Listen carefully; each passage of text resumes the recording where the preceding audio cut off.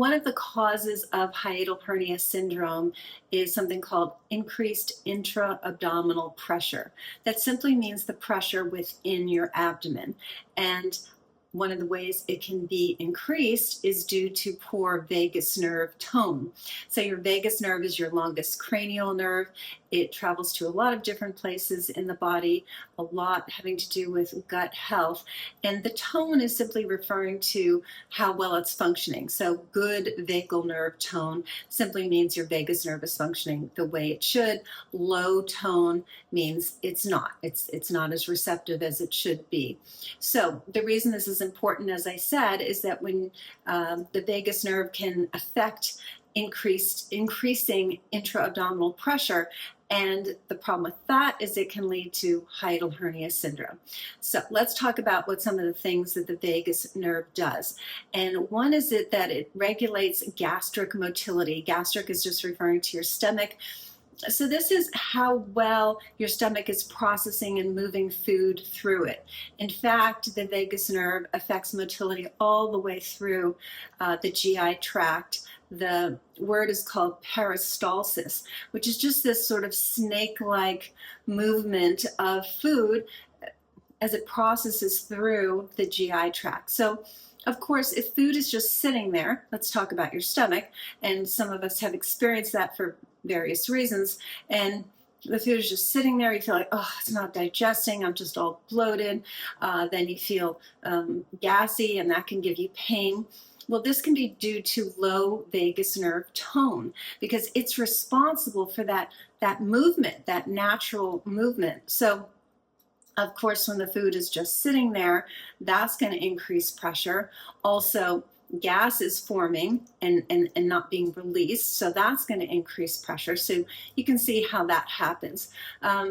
Additionally, the vagus nerve controls the tone, again, that word, and you think of like muscle tone, right? So you want good muscle tones, the same thing with a lot of parts of your body. So the vagus nerve controls the tone of your lower esophageal sphincter. So sphincter is just another word for valve. In the esophagus, you have two sphincters or valves, upper and lower. The lower one is just above the stomach.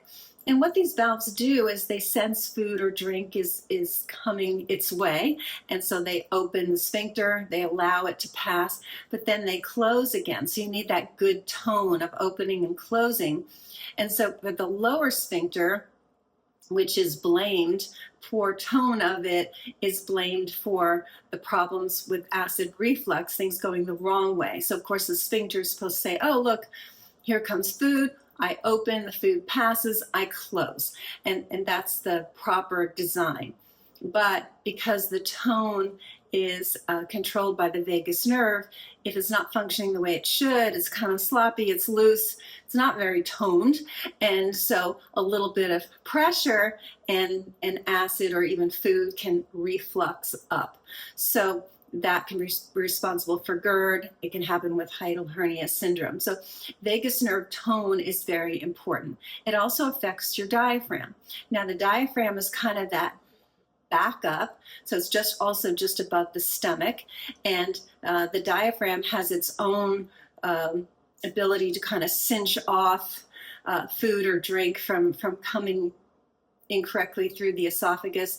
And if the diaphragm isn't also toned as well as it should be, it's another cause of reflux. So the nerve that goes to your diaphragm is called your phrenic nerve, again, controlled by the vagus nerve. This is the story of the vagus nerve and all the way it affects your digestion. So one thing that happens with increased pressure below the diaphragm is, you can imagine the diaphragm is this dome-like muscle that as it bows down as air comes in, and then as you exhale, it bows up. It's very, very strong muscle. It's also an organ. So if it's trying to bow down and let air in, but there's all this pressure pushing the other way, you can see how it wouldn't be an effortless process of it to bring air in and out, because it's meeting with this resistance. So as a result of that, you have shallow breathing, you have what's called accessory, using the accessory muscles. So, you see people who breathe up here, they have they're shoulder breathers, and they're using what's called accessory muscles or additional muscles because the diaphragm is just not moving the way it should, again, due to low vagal tone, also due to the increased intra-abdominal pressure. And this is a little bit of a catch-22, right? The low vagal tone is affecting the diaphragm, and also the low vagal tone is causing the increased intra-abdominal pressure, so it's kind of double jeopardy. So you've got this, kind of this strain of breathing up here. People can also get tension in their jaw, their neck, their trap muscles up here because they're using these other muscles to breathe when they, should be effortlessly. We don't think about breathing, it just happens. But when the diaphragm's not moving the way it should, you're definitely thinking about it. That can lead to fatigue because you're having to, focus on breathing in and out. It also leads to, of course, breathlessness, where you feel like I'm just not effortlessly getting enough air, so I'm breathless. I'm short of breath. Also,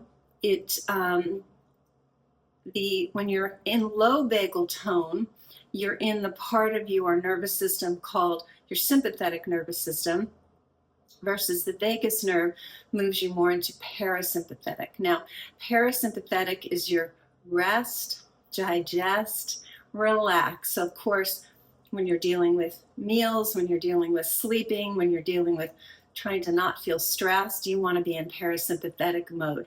But when you have the increased pressure, that increased intra-abdominal pressure, you're in sympathetic mode. And sympathetic mode and breathing in a relaxed fashion, sympathetic mode and, of course, vagal nerve function, they fight. They're not copacetic. So there's a lot of factors here. I just want to give you all the different facets that can affect increased intra-abdominal pressure, leading you toward hiatal hernia syndrome, and how the vagus nerve affects it. So when you have, getting back to the increased intra-abdominal pressure, that is a risk, as I said, for a hiatal hernia syndrome, because you've got all this pressure pushing up. So, of course, the poor stomach, which is a bag, it gets pushed on, it gets pulled up. Now, when it gets pulled up, what does it run into? Our friend, the diaphragm again. So, of course, it can't move as freely because the stomach is literally pushing up on it. So you've got the actual organ, the stomach itself, pushing up, and then you've got the surrounding pressure pushing up. So it's no small wonder you have diaphragm-related symptoms like the breathlessness. And then we also know, as the stomach and the diaphragm rise, because the heart is right here, it's not happy, and it can go into heart palpitations, skip beats, etc., because of that pressure and that kind of mechanical change. Okay, what else did I want to talk to you about? Diaphragm weakness is, again, this is another catch-22. So you have the diaphragm weakness because of the intra-abdominal pressure. You have the diaphragm weakness because the vagus nerve is not functioning as well as it should.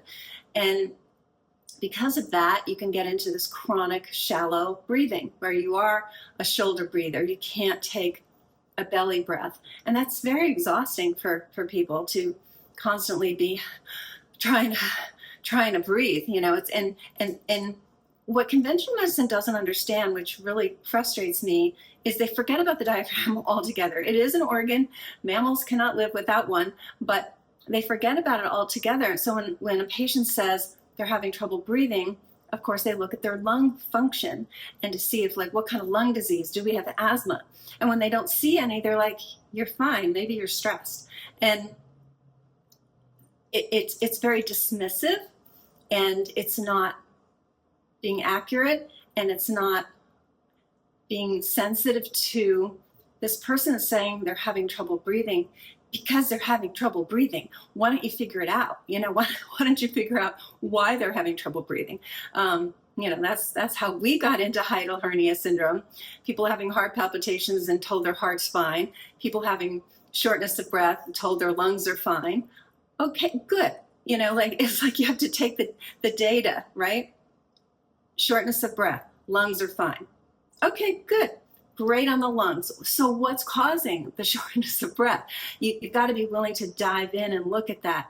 And too often our conventional medicine model is not. They simply say it's stress. Here's your anti-anxiety med. Here's your antidepressant med. And of course, those have dangerous side effects. And it's not fair to you that they're not doing that deep dive. So that's why the name of our clinic is Root Cause, because that's all we do is deep dive to figure out why. So also a sedentary lifestyle. You're not ever active enough to really get that diaphragm moving, you know, a bit extra as one does in exercise. So that's important. Certainly if you have a lot of obesity, especially the abdominal obesity, that's putting pressure. So that's another source. It's not intra-abdominal pressure, it's more extra. Although you can have fat around your organs, which is the dangerous kind of fat. Visceral fat, it's called. The viscera are the organs. And when you have fat around your viscera, that's creating pressure as well. So that's something you can definitely do something about, but it's another source. And then interestingly enough, having had a hiatal hernia repair damages your diaphragm. So and that's why I'm not such a fan of hiatal hernia surgery for several reasons, but one is that they're just literally altering your anatomy in a fashion that can't be unaltered. And one other thing, speaking of hiatal hernia surgery, is that having increased intra-abdominal pressure is a reason that these surgeries fail, because, you know, they tighten up that opening that, you know, has been widened because of the pressure, fair enough, but then nobody's getting to the root of that increased intra-abdominal pressure. So the pressure's still there because nobody got to the root of it. So of course it's going to widen again and fail. And we see that all the time with patients who have had one, sometimes multiple surgeries. And I always remember one gentleman who literally had 3 surgeries, and his surgeon finally said, well, I'm just going to have to not tighten it as much because there's so much pressure. Again, it's one of those, okay, why don't you think about why there's so much pressure? And in case this video is brand new for you, for my channel, because I talk about this a lot, is that the reason for that pressure is digestive disturbances. You know, it's imbalance in how your food is moving through your intestine. It's imbalance of what's called your microbiome, the 40 to 100 trillion organisms, microbes, bacteria in your colon, that when they're more bad guys than good guys, then you have increased inflammation, which makes increased pressure. There's also toxin exposure like molds and heavy metals. There's a variety of aspects that we kind of meticulously go down a checklist of what is it that's creating this pressure. The beautiful thing is the program is natural, so it's not like you're using scary drugs or surgery to resolve it. You do have to be willing to make some dietary and lifestyle changes, but so well worth it to handle this. And also, you know, when your gut's working well, it's not that you're completely bulletproof against anything going wrong, but it's pretty darn close, because your immune system is working well, your digestion is working well, you're feeding your cells well, you're anti-inflammatory, your brain is working well, your hormones are working well. You know, there's such a beautiful list of attributes associated with great gut health that it's pretty exciting to get this job done. So, and last, I wanted to mention that your vagus nerve can get irritated by this kind of, let me go sideways, this kind of motion of your neck, which a lot of us have because we're on the phone all day long and we're looking down all day long. And your head should, just like your low back curves forward, okay? This would be my belly button here. So just like the low back curves forward, so does your neck. So this would also be my nose, right? So that's the curve that the neck and the low back should have.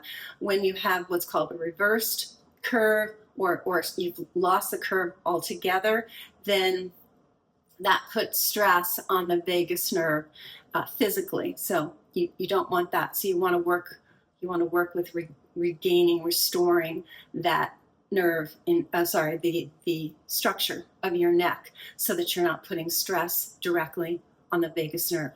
So it really is a twofold process, and that's why here at Root Cause We work internally with the gut, and we work structurally with the vagus nerve and all the surrounding muscles, etc., to restore that balance. Also working structurally with the diaphragm. So all of these things have to be done. As I said, it's natural, it's pain-free, it doesn't involve drugs or surgery, but that is the delicate intertwining of systems that has to occur in order to get this job done. So I hope that makes sense. You can appreciate a bit more what your vagus nerve does, but it's not one thing. Certainly it can be a little bit heavier on the gut side or a little heavier on the vagus side, patient to patient, and that's what we figure out. But it's very important that it all gets looked at together is what I'm trying to get across. So I hope you enjoyed this content. It gave you some more information about the importance of the vagus nerve and how it's affecting that increased intra-abdominal pressure, because that's really everything when it comes to diaphragm irritation and creating hiatal hernia syndrome. So if you like the content, please consider subscribing to the channel. We're definitely trying to increase our number of subscribers because then more people can learn this information and get help. And that's what we're here for. So I really appreciate you. Again, if you liked it, give it a thumbs up. That helps as well. And we'll talk soon.